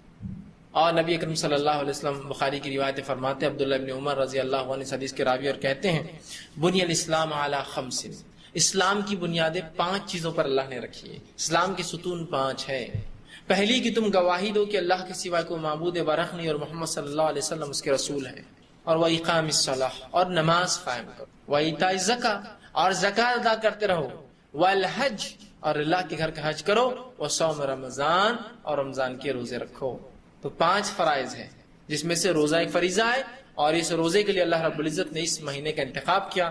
یہ بڑی اہم فضیلت ہے. اس مہینے کی دوسری فضیلتیں کیا ہے؟ آئیے ہم دیکھتے ہیں. نبی اکرم صلی اللہ علیہ وسلم فرماتے ہیں، مسلم کی روایت ہے، آپ نے فرمایا رمضان کا مہینہ جو ہی آتا ہے جنت کے تمام دروازے کھول دیے جاتے ہیں حتیٰ کہ ایک بھی بند نہیں رہتا، اور جہنم کے تمام دروازے بند کر دیے جاتے ہیں حتیٰ کہ ایک بھی کھلا نہیں رہتا، اور تمام سرکش جن اور شیاطین قید کر لیے جاتے ہیں. سبحان اللہ، کیا فضیلت ہے اس مہینے. لیکن آپ ایک بات سوچ سکتے ہیں، ابھی جنت میں کون گیا اور جہنم میں کون گیا؟ کیوں بتایا جا رہا ہے یہ جنت کے دروازے کھولنا اور جہنم کے دروازے بند کرنا یہ ایک علامت ہے، یہ ایک اشارہ ہے کہ مغفرت حاصل کر دو. عام ہے مغفرت، جنت کھول دیا ہوں میں نے اس مہینے کے اندر، یہ اعلان ہے. صرف ایک، ابھی جا نہیں کوئی رہا، اعلان ہے. لیکن اور جہنم کے دروازے بند ہیں، اعلان ہے یہ کہ اپنے معصیت سے رک جاؤ، مجھ سے توبہ کر لو، دیکھو بند کر دیا ہوں میں نے اس دروازے. یہ اعلان ہے قسم کا. لوگ بولتے ہیں ابھی تو کوئی گیا نہیں، پھر کیوں؟ ابھی کوئی گیا نہیں، یہ اعلان ہے. علامتی کچھ چیزیں ہوتی، سمجھ رہا آپ، خالی اس کو ایک ایسا سائن، ایک نشانی کے طور پر بیان کیا جاتا ہے نا، اور اس سے اندازہ ہو جاتا ہے نا، ہے نا. اور اگر وہ چیز میرے ساتھ نہ بھی ہو تو اندازہ تو آپ کرتے ہیں نا. مثال دیتا ہوں، آپ کے علاقے کے نزدیک کوئی ڈیم ہے، سمجھ لیجیے ہمارے علاقے کے نزدیک ڈیم ہے، پیٹھن کا ڈیم ہے نا. اب کسی نے خبر دی کہ پیٹھن کے ڈیم کے 10 دروازے کھل گئے، تو ہماری کیفیت کیا ہوتی؟ کیا حال ہوا ہوگا پیٹھن والوں کو، باپ یہ ہو گیا ہوگا، وہ ہو گیا ہوگا، ویسا ہو گیا ہوگا، اتنے ڈب گئے ہوں گے، فلاں ہو گیا ہوگا، میرے رشتے دار بھی رہتے ان کو کیا ہوگا کیا معلوم، کتنی فکریں ہوتی. حالانکہ آپ کا کوئی تعلق نہیں ہو دروازوں سے، نہ آپ اس علاقے میں رہتے، خالی نوشن، خالی بتانا کہ 10 دروازے کھل گئے آپ کے لیے ایک بہت بڑی چیز ہے. خالی امیجن کر رہے ہیں آپ، کیا پانی نکل رہا ہوگا، کیا تباہی مچی ہے نا. تو اندازہ لگائی رمضان آ رہے، جنت کے دروازے کھل رہے ہیں، کیا نعمتیں ہیں اس کی، کیا برکتیں ہیں اس کی، کیا فائدے ہیں اس کی. ایک علامت ہے، کھلی ہے، حاصل کر لو، کھلی حاصل کر لو.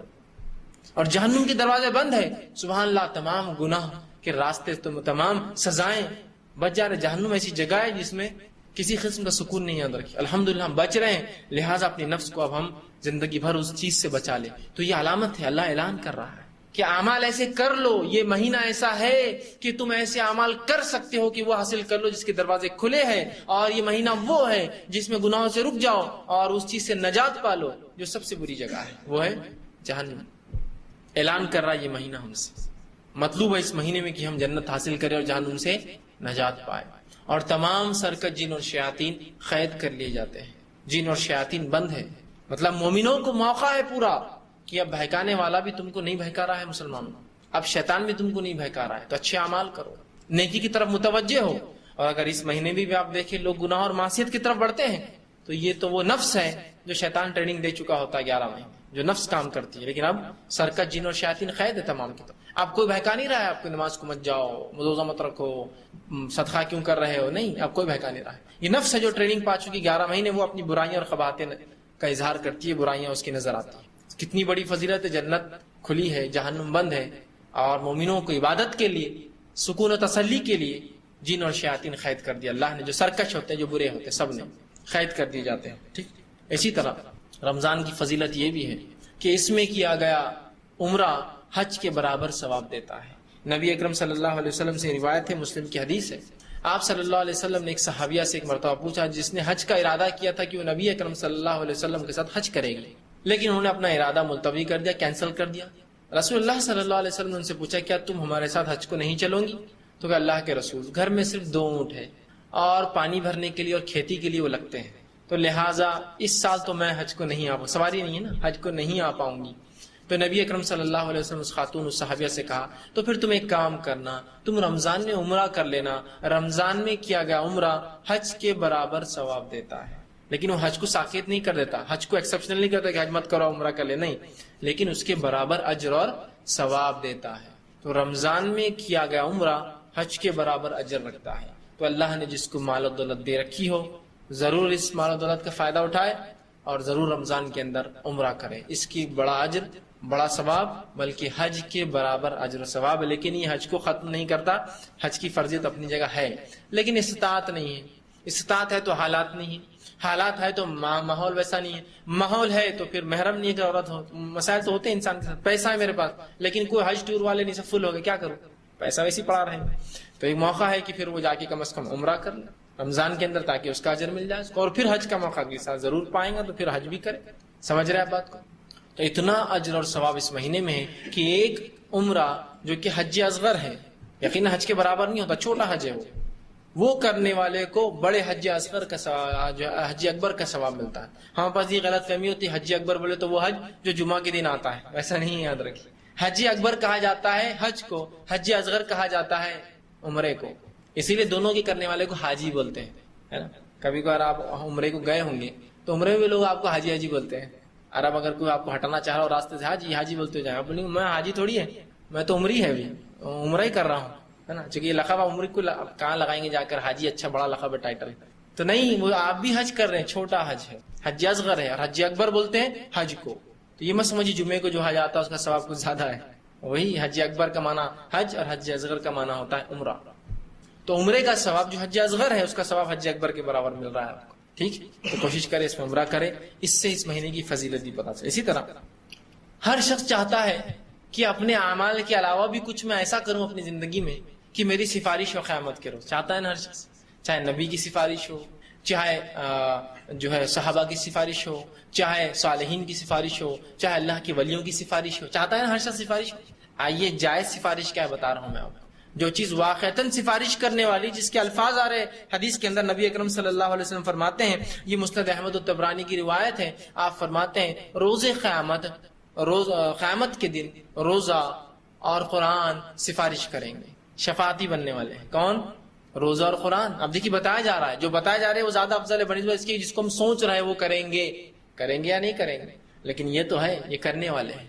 روزہ اور قرآن قیامت کے روز سفارش کریں گے، اور روزہ آ کر کہیں گے اے اللہ، یہ شخص میری وجہ سے، میری خاطر کھانے پینے سے اور شہوت سے رکتا رہا۔ روزہ کیا ہوتا ہے؟ سورج نکلنے کے پہلے سے سورج ڈوبنے تک انسان کھانا نہ کھائے اور ہم بستری نہ کریں، یہی تو روزہ ہے۔ یہ 2 چیزیں تو حرام ہو رہی ہے اس وقت، جبکہ عام حالت میں حلال۔ یہ رکتا رہا ان 2 اعمال سے صرف میری خاطر، لہٰذا میری سفارش اس کے حق میں قبول کر۔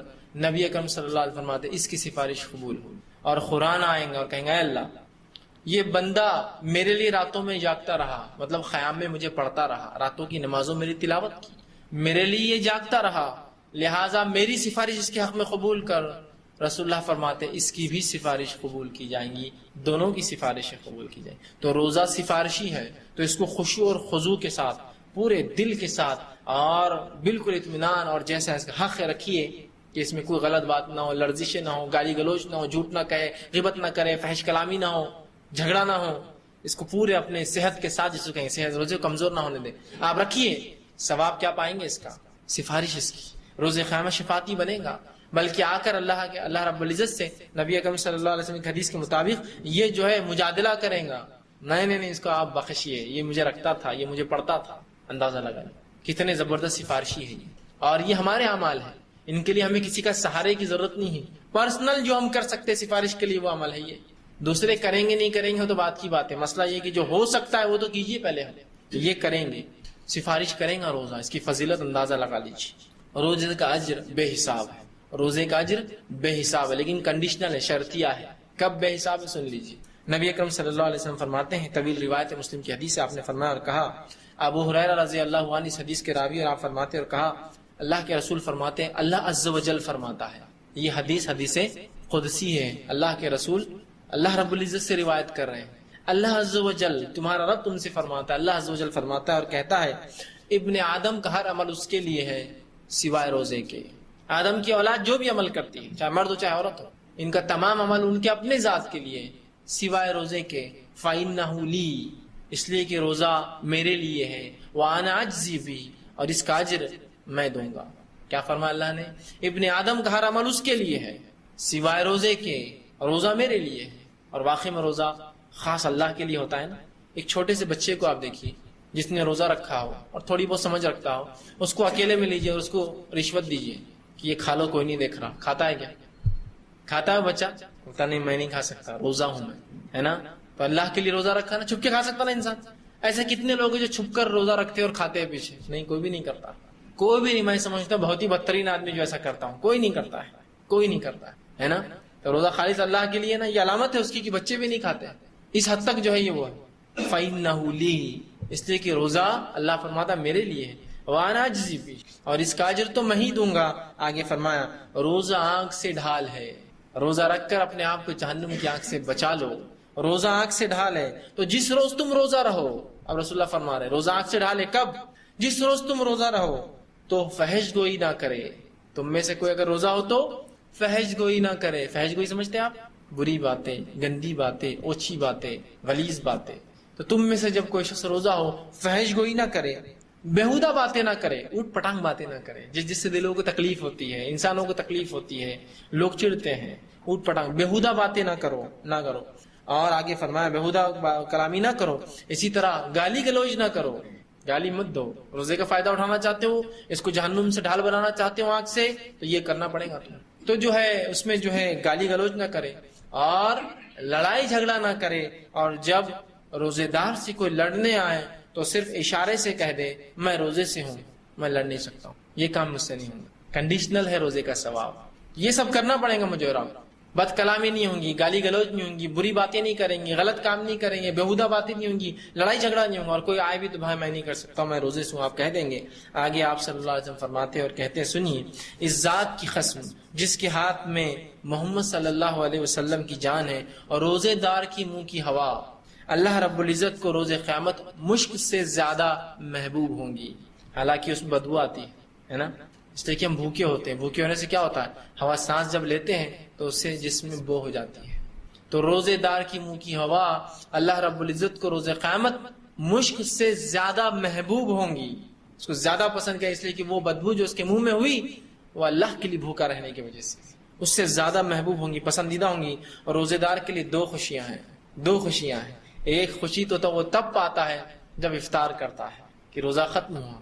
اگر اللہ روزہ 5 دن 10 دن مہینے بھر کا رکھتا تو کیا کرتا ہے؟ تو جب ملتا ہے اس کو فرحت ملتی ہے، خوشی ملتی ہے جب افطار کرتا ہے۔ اور دوسری خوشی جب ملیں گی جب اپنے رب سے جا کر ملے گا، وہ دوسرا اجر، دوسرا پارٹ اس کا ہی باقی ہے۔ جب اپنے رب سے ملیں گا، جب اسے دوسری عظیم خوشی ملے گی روزہ رکھنے کی، تو وہ خوش ہوگا، بہت خوش ہوگا مومن۔ اب اندازہ لگائیے، آدمی کی حیثیت اور استطاعت کے مطابق اس سے امید کی جاتی ہے نا۔ مثال کے طور پر ایک غریب آدمی آپ سے کہے تم یہ کام کرو میں تمہیں کچھ دوں گا، کیا توقع رکھتے آپ اس سے؟ کچھ چھوٹی موٹی چیز بیچارے کی حیثیت کے اعتبار سے دیں گے۔ آپ کے محلے کے ایک مالدار انسان نے کہا میرا کچھ کام کرو کچھ دوں گا، تو آپ کی امیدیں بڑھ جاتی ہیں، کچھ نہ کچھ اپنی حیثیت کے حساب سے یار بڑا ہی دیں گا یہ، ہے نا۔ اورنگ آباد شہر کے سب سے مالدار انسان نے کہا میرا ایک کام کرو کچھ دوں گا، امیدیں اور بڑھ جاتی ہے، بھائی اورنگ آباد کا مالدار آدمی ہے، کچھ نہ کچھ تو دیں گا، کروڑ پتی ہے، 1000 پتی ہے، پتہ نہیں کتنا پتی ہے، اتنے پیسے اس کے پاس، اب کچھ نہ کچھ تو دیں گا۔ دنیا کے سب سے مالدار انسان نے آپ سے کہا میرا ایک کام کرو کچھ دوں گا، او ہو خواہشات کتنی بڑھ جاتی، ایک کم از کم بڑی گاڑی تو دے دیں گا، کچھ نہ کچھ ایک بڑی خواہش ہوگی نا۔ اب اندازہ لگائیے وہ رب العزت جو کائنات کا رب ہے، تمام دولت مند لوگوں سے اس کے پاس زیادہ دولت ہے، اس کے خزانے کبھی خالی نہیں ہوتے، اس حد تک کہ اللہ کے رسول صلی اللہ علیہ وسلم فرماتے ہیں اول جن سے آخر جن اور اول انس سے آخر انس، پہلے انسان سے آخر انسان، اگر تمام آ کر اللہ رب العزت اپنی خواہشات کو رکھ دے، یہ ہونا وہ ہونا وہ ہونا سب مل کر، تو بھی اللہ کے خزانے میں سے اتنی بھی کمی نہیں آئیں گی جتنا ایک مچھر کے پر کو پانی لگیں گے یا ڈبا کے، اتنی بھی کمی نہیں آئیں گی۔ مچھر کا پر دیکھیں نا کتنا چھوٹا سا ہوتا ہے. یہ ایک روایت میں اللہ کے خزانوں میں اتنی بھی کمی نہیں آئیں گی، جتنا ایک سمندر کے اندر سوئی ڈبو کر نکالو تو اس کے نوک کے اوپر جتنا پانی آتا ہے اتنی بھی اللہ کے خزانے میں سے کمی نہیں آئیں گی. حالانکہ اول ان سے آخری جن، اول جن سے آخری جن اور اول ان سے آخری ان سب نے مانگ لیا جو مانگنا ہے، تب بھی رب کے خزانے میں سے اتنی بھی کمی نہیں آئی. جب وہ کہہ رہا ہے کہ میں اجر دوں گا تو کیا امید کرتے ہیں، کیا ایکسپیکٹیشنز لگی ہوئی ہے، کیا خواہشات لگی ہوئی ہے کہ سب سے مالدار انسان اگر دنیا کا کہے تو کیا خواہش ہے، تو اس رب سے کیا خواہش ہے؟ کم از کم کچھ نہیں، سب سے چھوٹی جنت تو مانگ ہی لوں گا. کچھ نہ کوئی اللہ کے پاس کیا ہے، اس کے لیے تو معمولی بات ہے یہ سب چیزیں، ہے نا. تو اندازہ لگائے کیا اجر ہوں گا، اللہ ہی جانتا ہے بھائی، میں نہیں جانتا ہوں، نہ حدیث میں بتایا گیا، نہ اللہ رب العزت نے بتایا، نہ رسول اللہ نے بتایا، لیکن بڑا اجر ہے، چھپا کر رکھا گیا. اس لیے کہ روزہ ایک ایسا عمل ہے جو چھپ کر ہی ہوتا ہے نا. ایک عام انسان جو روزے کی حالت میں مجمع میں آ جائے کو بول سکتا ہے کہ روزے دار ہے، بول سکتا ہے کہ نہیں؟ تو تم نے عمل بڑا چھپ کر کیا تو اجر بھی چھپا کے رکھا گیا، تمہارے لیے اسپیشل ملیں گے. نماز دکھ رہی ہے، جا رہا ہے، وضو کر رہا ہے، کھڑا ہے مسجد میں، لوگ دیکھ رہے ہیں. زکات دے رہا ہوں تو کم از کم جس کو دے رہا ہوں اس کو پتا ہے، اور اس کے خاندان والوں کو پتا ہے ہم کو زکات دی گئی. حج کر رہا ہوں تو اب تو پوری دنیا کو معلوم ہو جاتا ہے نا، حج کر رہا ہے.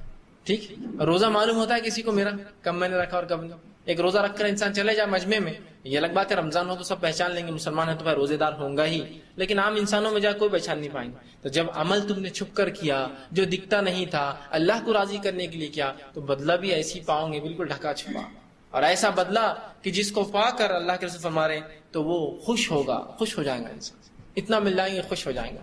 آپ اپنے رب سے ہم امید کر سکتے ہیں، کچھ نہ صحیح تو سب سے چھوٹی جنت کی تو کم از کم خواہش اور امید میں کر سکتا ہوں، ہے نا.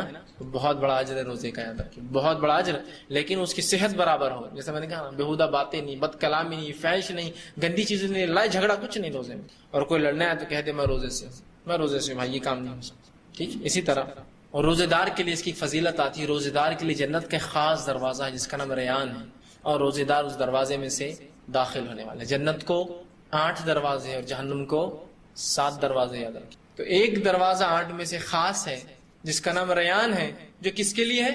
جنتی اس میں سے گزریں گے. اب آپ یہ سوچ سکتے ہیں اس میں کیا خاص بات، جنتی اس دروازے سے گزریں گے، اس میں کیا ایسا امپورٹنٹ ہے، کیا خاص ہے، کیا اسپیشل ہے اس کے اندر؟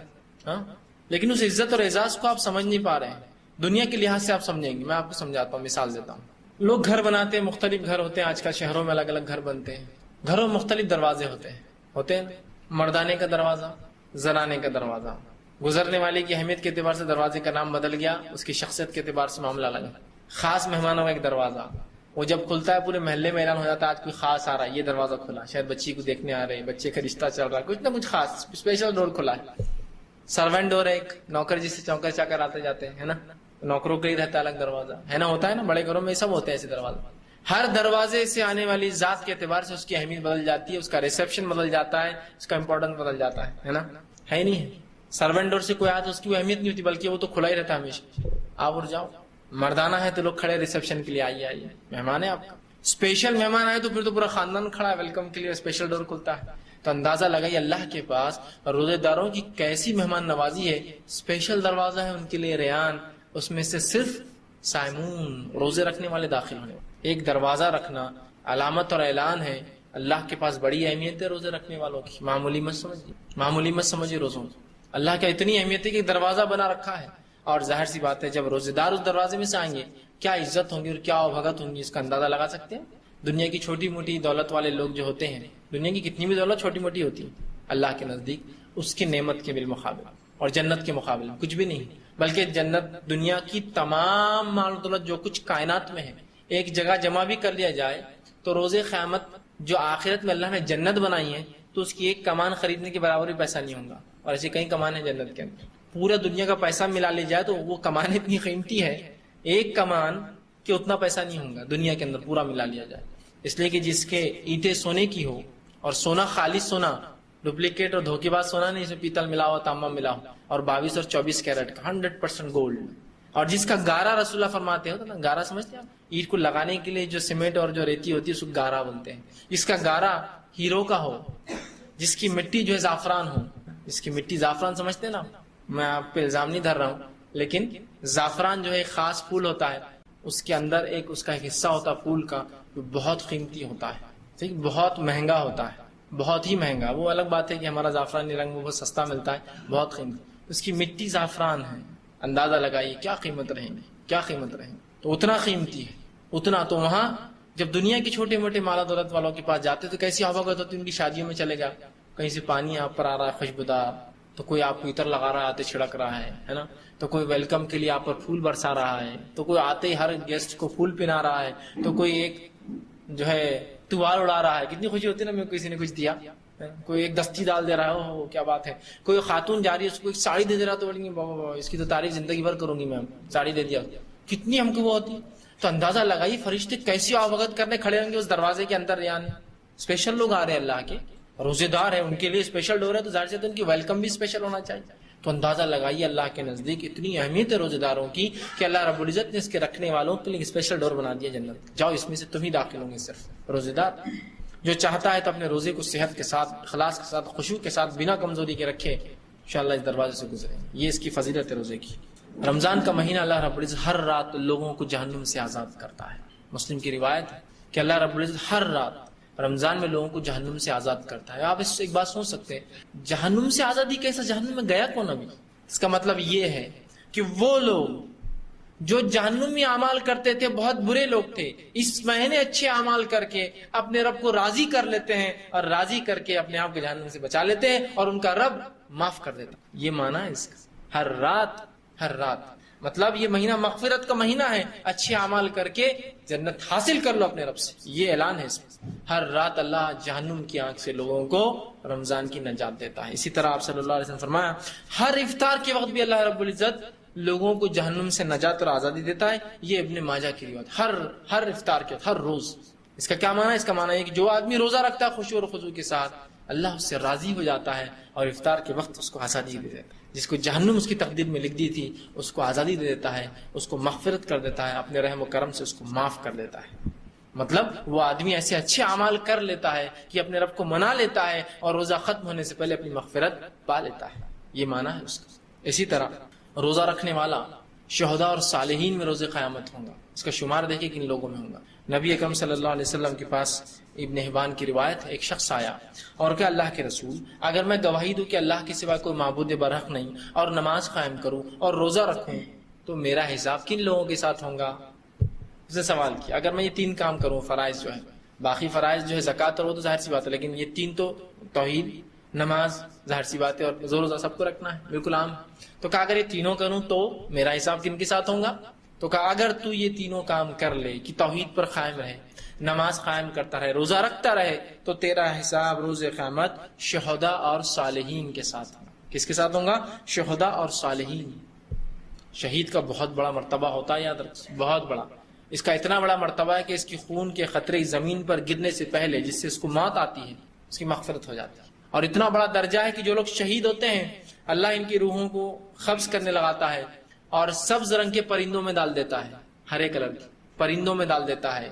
اور یہ پرندوں کو پھر حکم ہوتا ہے کہ جنت میں جہاں چاہو چپتے پھرو، اور وہ اڑتے رہتے ہیں جنت میں. ابھی سے پھر رہے ہیں جتنے لوگ شہید ہوئے. جب ہوں گا آخرت تب حساب الگ. ابھی گھوم رہے ہو، جنت میں چھوڑ دیا جاتا ہے، وہ گھومتے اور چوکتے رہتے ہیں اللہ کے پاس، اور ان کے گھونسلے اللہ کے عرش کے نیچے ہوتے ہیں، وہاں کر رکتے ہیں، پھر نکل کر جاتے ہیں جنت کے عرش. تو اتنا بڑا مرتبہ ہے. تو شہداء کے ساتھ ہے، صالحین کے ساتھ ہے. کون؟ جو روزے رکھتا ہے، نماز قائم کرتا ہے اور توحید پر. تو روزے کی بڑی اہمیت ہے، اس کو ہم رکھیں. اسی طرح رمضان کی ایک اہمیت اور فضیلت بعد اس کے کہ اس کی ایک فضیلت روزہ ہے. دوسری فضیلت جو بڑی اہم ہے، اس کو رکھ کے بعد ختم کروں گا، اور بھی فضیلت ہے اگلے اتوار ہم دیکھیں گے. وہ ہے کہ اللہ رب العزت نے اس مہینے کا انتخاب اپنی آخری کتاب کے نازل کرنے کے لیے کیا ہے نا. یہ فضیلت ہوئی نہیں ہوئی؟ کتنی اہم بات ہے کہ اللہ رب العزت نے جو کلام اپنے اتارے ہیں، اپنا آخری کلام اس مہینے میں اتارا. بلکہ ایک روایت کے مطابق ہر کلام اللہ کا جو کتاب اتری اسی مہینے میں اتری، اسی مہینے میں اتری.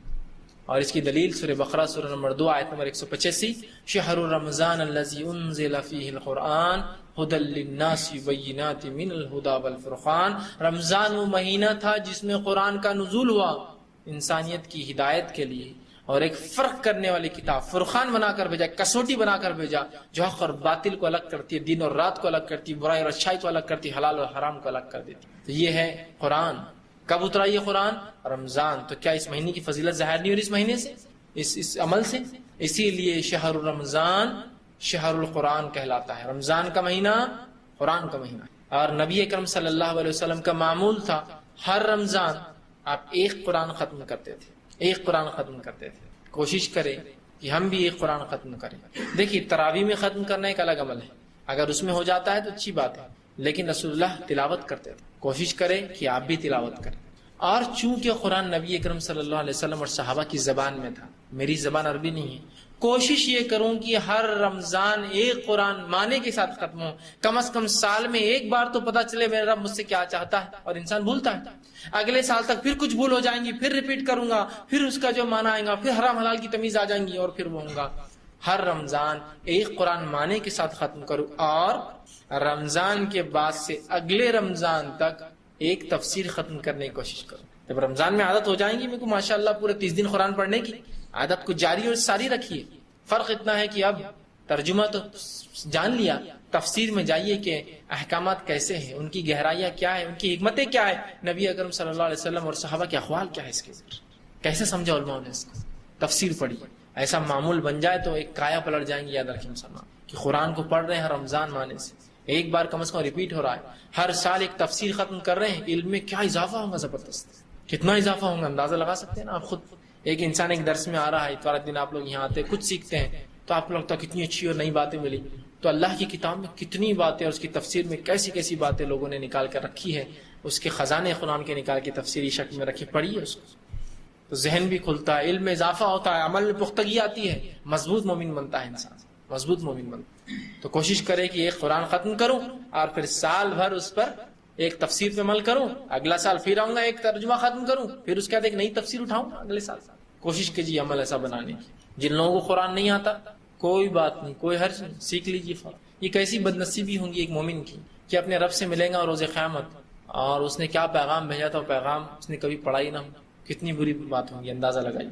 ایک انسان اگر اس کے رشتہ دار اس کا ملک چھوڑ کر کسی اور ملک میں چلے گئے اور وہاں رہتے ہیں اور وہاں سے وہ خط لکھے جو ایسی زبان میں ہو جو زبان میں نہیں جانتا، تو کیا کرتے ہیں؟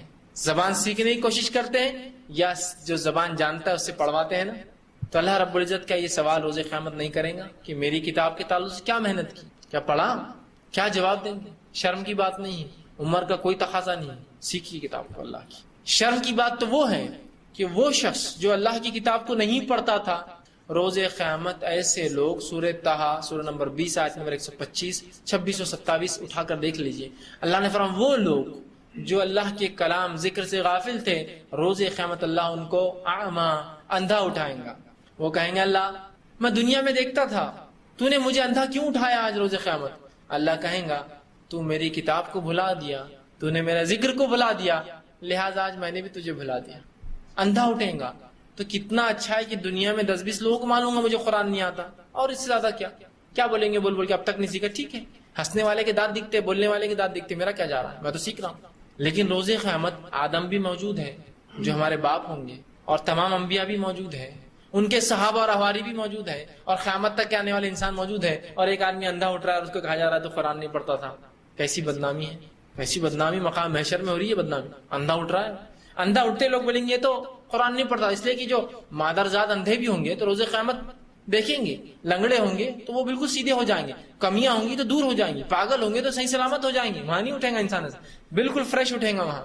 لیکن جو اندھا اٹھیں گا سب بولیں گے ہاں قرآن نہیں پڑھتا تھا، اللہ کی کتاب سے محروم۔ کیا بدنامی خطرناک، کروڑ انسان سمندر سے بھی زیادہ تعداد میں کھڑے ہیں اور اندھا اٹھ رہا ہے، تو اس سے اچھا یہاں 2 4 5 10 لوگ برا بولیں گے اب تک نہیں سیکھا، اور کوئی بھی نہیں بولیں گا، الٹا بلکہ لوگ سراہنا کریں گے، بڑی بات ہے آپ اس عمر میں سیکھ رہے ہیں، بہت اچھا ہے۔ وہ جاہل اور بیوقوفی ہوں گے جو آپ پر ہنسے، اور ہنسنے والے تو ہنستے رہیں گے، آپ اپنا کام کرتے رہیں گے، ہے نا۔ ہاتھی جب چلتا ہے تو کتے بھونکتے ہی رہتے ہیں، ہاتھی کو پرواہ نہیں کرنا چاہیے، وہ اپنی چال چلتا رہے آگے، وہ بھونکتے رہیں گے اور خاموش بڑھیں گے، ان کو کیا فائدہ اس سے، ٹھیک ہے، اپنا کام کرتے رہیے۔ تو اللہ کی کتاب کی تلاوت معمول ہو، اور جب رمضان بھر اس کو پڑھوں تو غیر رمضان عادی ہو جاؤں گا نا، 1 مہینہ پڑھنے کے بعد تو کسی بھی برے سے برے انسان کو بری سے بری چیز چھوڑنا آسان ہے، اور اچھے سے اچھی چیزوں کا حاصل کرنا آسان ہے مہینہ میں۔ اب معمول بناؤں کہ روز قرآن پڑھوں گا، روز سب سے پہلے اس کی تلاوت، تو باقی پورے کام دنیا کے۔ بہت سے لوگ صبح اٹھتے ہیں، اخبارات ایسے سیریسنس اور ایسے فکر کے ساتھ اخبارات پڑھے جاتے ہیں کہ جیسا ان کے گھر کی خبریں تھی پوری اس کے اندر، یا انہی کے واقعات تھے پورے، ایسا ہوا ویسا ہوا، اور تبصرے بھی چل رہے ہیں، اور اخبار والے بھی کیسے گھماتے ہیں کئی بار، مطلب اس کی کوئی حد نہیں، ہندوستان بھر کے اندر ہزاروں لوگوں کو کتے کاٹتے ہوں گے روز، ہے نا؟ ایک ہیڈنگ، ایک آدمی کتے نے کاٹ لیا، کیا خبر ہے، دیکھو کتے نے کاٹ لیا، بیچارہ جا رہا تھا، سامان تھا، سائیکل پر تھا، یہ تھا، آدھی رات تھی، حالانکہ کتوں کو ڈبل روٹیاں بھی ڈالا، لیکن پھر بھی کتے نے کاٹ لیا۔ کئی لوگ مر گئے اس رات اور اس دن، ہزاروں لوگ جو ہے ہلاک اور برباد کر دیے گئے، جنگوں میں مارے گئے۔ یہ کتے کا کاٹنا کون سی بڑی خبر، میرے کو نہیں لگتا ہے کوئی بہت ٹینشن فکر والی خبر تھی۔ اس کے برعکس رب نے جو احکامات دیے کہ وہ لوگ جو فلاں فلاں عمل کریں گے جہنم میں جائیں گے، کبھی اسے فکر ہوئی یار دیکھو ایسا کرنے والا جہنم میں جائیں گا، اپنے آپ کو میں دیکھ رہا ہوں اور پریشان ہوں، وہاں کچھ فکر نہیں، اچھا ہاں جہنم میں جائیں گے، ہاں دیکھو اپنے پڑوسی جھوٹ بولتے ہیں، اپنی نفس کو نہیں ڈالیں گے اس میں کبھی، دیکھو ان کے لیے ہے یہ وہی، سناؤ ان کو جا کر کبھی، بھائی اپنی نفس کو ڈالو اس میں۔ سب سے پہلے قرآن کے خطاب میرے سے ہے، بعد میں تمام دنیا سے۔ میں پڑھ رہا ہوں نا تو خاری کے لیے خطاب ہے قرآن کا، دوسروں کے لیے نہیں ہے، وہ تو بعد میں دیکھیں گے، آپ سنائیں گے ان کو، میں ہوں اس کے اندر۔ اور صحابہ کا یہی معمول تھا اور یہی مزاج اور فطرت مومنوں کی ہونی چاہیے، اپنے نفس کو ڈالیے اس کے اندر۔ منافقین کی آیتیں نازل ہو رہی ہیں، سب سے زیادہ فکر مند کون تھا معلوم آپ؟ منافق فکر مند نہیں تھے، ان کو تھوڑی فکر تھی کہ ہماری پول کھول رہی ہے، لیکن اطمینان تھے کہ ان کی سیدھی پول نہیں کھولیں گا اللہ، اور رسول اللہ نے کبھی نام نہیں بتایا، تو وہ مطمئن تھے کہ سیدھی نہیں۔ فکر مند تو صحابہ تھے، میں تو نہیں ہوں، میں تو نہیں ہوں، ایک دوسرے سے پوچھ رہے میں تو نہیں ہوں، ابوبکر صدیق پوچھ رہے میں تو نہیں ہوں، مجھے لگ رہا میرے پہ آیتیں آ رہی، اپنے نفس کو ڈالتے سب سے پہلے، کہیں میرے کو تو نہیں خطاب ہو رہی جھوٹ بولنا، اور کہیں نماز چھوڑنے والا یہ میں تو نہیں ہوں، اور فلاں میں تو نہیں ہوں، اور اگر احکامات آ رہے ہیں کہ فلاں کرنے والوں کو جنت میں نہیں، میں اپنے اندر یہ صفت ڈالنے کی کوشش کروں، یہ نہیں کہ یہ تو میرے میں ہے، یہ تو میرے میں نہیں، میں کوشش کروں اس میں اضافہ کروں، اور کیسے میں جو ہے وہ چیز پالوں جو قرآن بیان کر رہا ہے۔ نفس کو ڈالیے اپنے، تو ایک عجیب انسان بنیں گے آپ، جو درد مند ہوں گے، فکر مند ہوں گے، خیر خواہ ہوں گے، سچ بولنے والے ہوں گے، سچی گواہی دینے والے ہوں گے، جھوٹ سے جو ہے کنارہ کش رہنے والے ہوں گے، برائی سے دور رہنے والے ہوں گے۔ تو قرآن کی تلاوت، رمضان کے مہینے کا انتخاب اگر اللہ نے کیا ہے تو آپ ضرور کریں گا، آپ چاہے تلاوت کی شکل میں ہو، آپ کچھ لوگ کہتے تلاوت مشکل جا رہی ہے تو کوشش کریں کہ رمضان میں شروع کریں، سال بھر پڑھتے رہیں، اور تراویح کی شکل میں بھی آپ تلاوت قرآن سن سکتے، یہ بھی ایک اچھا طریقہ ہے۔ لیکن مہربانی کر کے ان تراویح کی نمازوں کو ہمارا اور تمہارا، اپنا اور ان کا، وہ جماعت کا اور یہ جماعت کا، فلاں اور فلاں کا فرق کرنے والی چیز مت بنائیے۔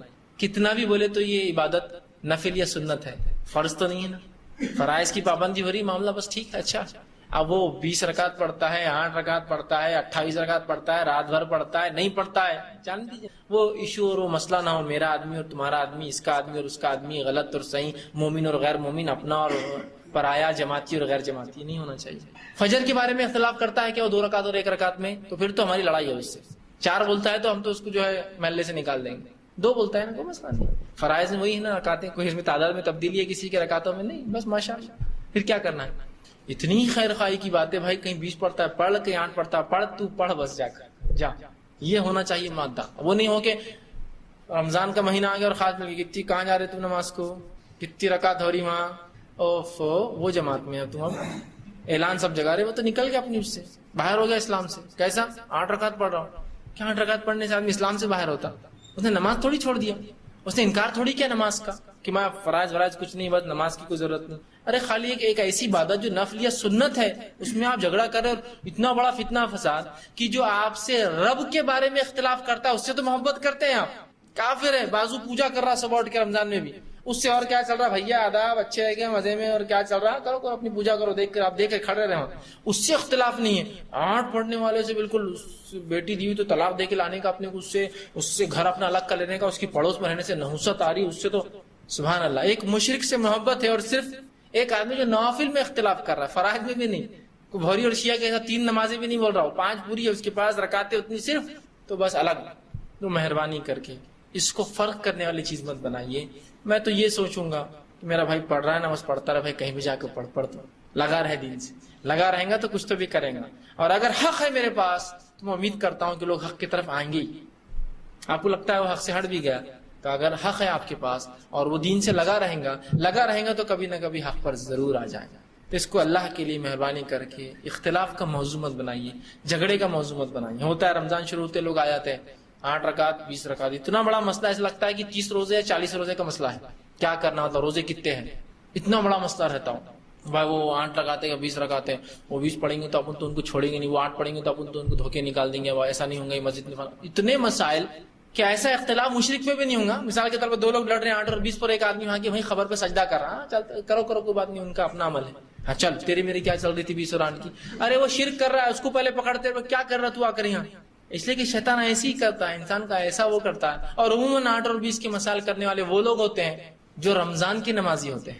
اب میرے کو عادت ہے روز کھینچنے کی لوگوں کو، ہوٹل پہ بیٹھے ہیں نکڑوں بیٹھے اور کیا کرنا ہے، تیرے گھر میں کیا چلا اس کے. اب رمضان کے تو تھوڑا تقوی اختیار کر لے، ٹی وی بھی بند ہے تو اب ڈراموں کا بھی نہیں پتا چل رہا، پکچروں کو بھی نہیں پتا چل رہا، تھیٹر بھی نہیں جا رہے.